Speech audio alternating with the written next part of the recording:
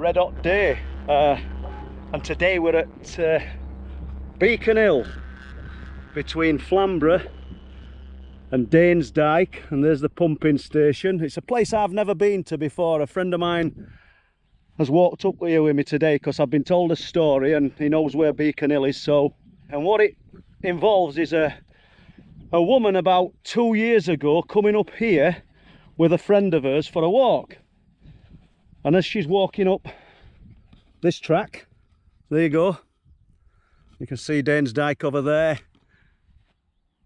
There we've got Flamborough and the lighthouse in distance. I don't know if that's going to pick us up, but as she's walking up, she bumps into a couple, not friends or anything, just a couple on the path, and they get talking.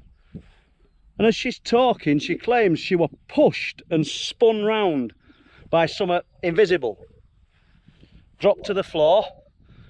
The couple are kind of disturbed and wondering what's happened and offered to help her, and she tries to get up and she gets pushed again.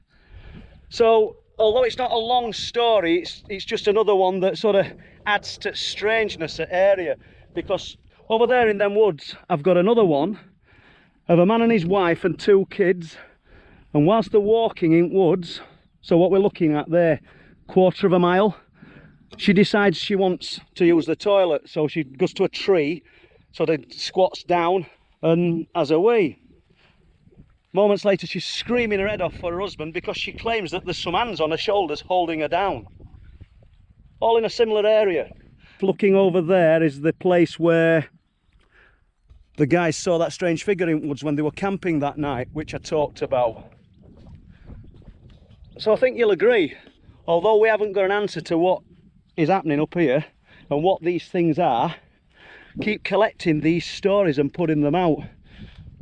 So imagine coming up here on a nice bright sunny day, just having a casual conversation with a couple, and something unseen pushes you to the floor. How does that work? No reason to disbelieve this lady. In fact, if I'm being truthful, I think she was quite reluctant to tell me, and I'm definitely not going to reveal her name or anything. So kind of make of that what you will. If you think it's a load of rubbish, I would just stop and question the fact that lots and lots of other people from around this location, or within half a mile of it, have all reported strange things happening to them. And just to tag on to that story, an old chap who still lives in Bridlington, but he worked for a earth removing company, and he said that the hill we're looking at now, Beacon Hill, he worked for this company for 28 years and he reduced Beacon Hill to just a mound. And that's the same guy that found the crater at the back of the cliffs at Bempton.